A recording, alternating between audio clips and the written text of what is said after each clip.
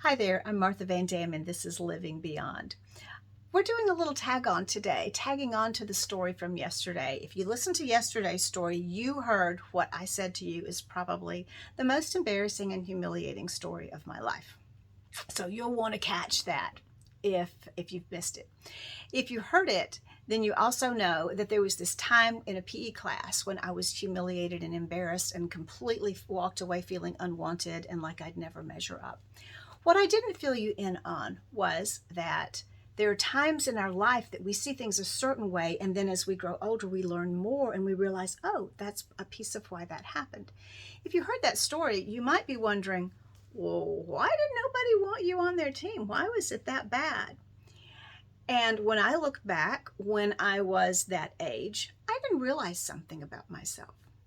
I didn't realize that I had a heart condition. I didn't realize that when I got the least bit exerted, or when I even got hot, or when I was just sitting minding my own business, that my heart would race up to 150 beats a minute and I would get out of breath.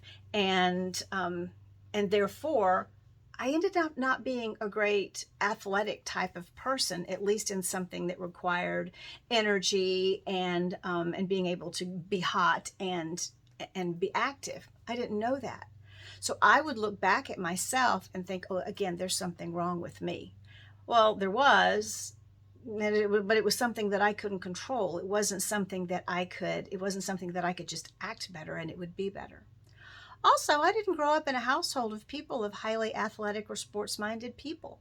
So I was not comfortable with any kinds of sports-minded things, and I have never been competitive. I really don't care. I'd like you to win if winning makes you happy. So that doesn't also make me great as far as team sports. That doesn't make me maybe someone that would be a great person to have on your team. My point in this is, we may have events in our lives, things that happen, and we think it's because of it's who we are, as though there's something wrong with us, not realizing that with time we may realize there's more going on beneath the surface. Here's another one for you. You might think I'm a really picky eater. If I went into a Mexican restaurant, I would eat all around the cilantro. I would scoot it to the side. If it's in my salsa and it's on my chip, I'm knocking it off and then eating the chip.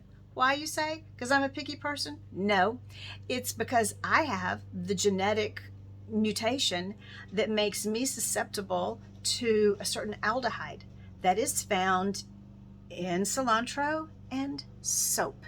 And so those of us who are sensitive to that particular chemical taste it when we eat cilantro. So it actually tastes like there's soap in our food. I also, by the way, don't eat green Skittles because they taste like Lysol to me. Not that I've been drinking Lysol, but they taste like Lysol smells.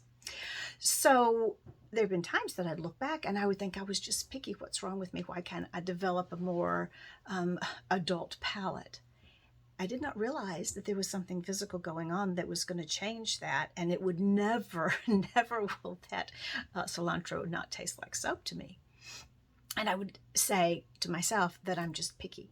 So what I'm suggesting is that there are going to be things about you and about me that if we're not careful, we'll add this label to ourselves.